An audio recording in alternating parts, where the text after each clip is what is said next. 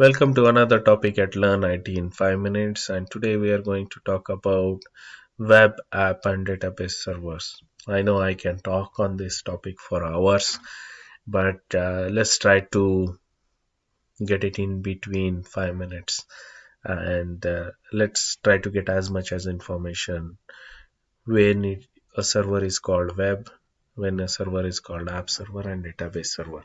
Let's dive deep into it. Okay.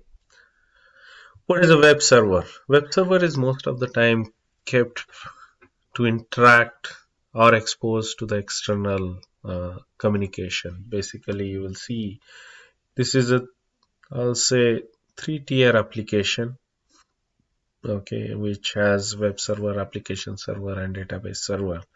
Web server, you are putting it externally so that externally people can browse some of the web pages through your web server. It has most of the time has an external IP address and internal IP address, which will which is the best way to communicate with your internal system with an internal IP address, but externally you wanted to expose one IP and only this server. Okay, lot of time uh, organizations who are on a tighter budget, they try to club web and app servers onto one platform only, but it has its own risks.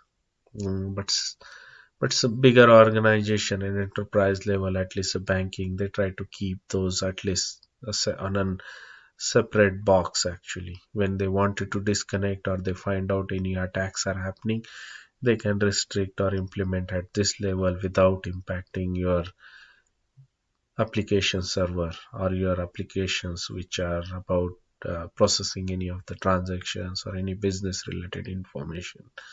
So all the logic, all the firewall rules, you can implement it here. What kind of volume needs to be it should be accepting, all those logic you can have it on your web server. That's what is the most of the time web servers are used for. And one of the best example I can say it is a Apache. Okay, that is another web server, but there are multiple web servers available in the market. Second type of servers are application servers. It is where your application is basically resides, which has certain level of business rules. Your business, I'll say, business related coding is done, and that's where your main application resides. Okay, which does based on the request you have received, it makes some business decisions whatever you wanted to make it for your system.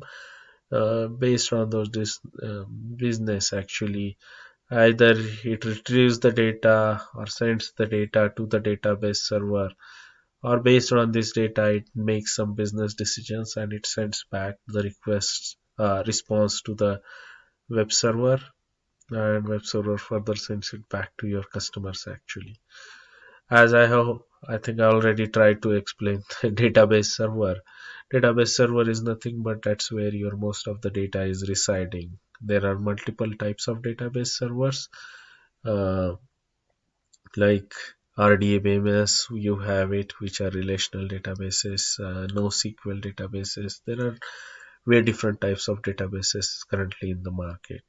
And you can use it for based on what kind of needs you have it, what kind of application you have it, you use that kind of database to serve that kind of request. Actually, so and uh, like one of the example is Oracle database I can give you, which is another RDBMS.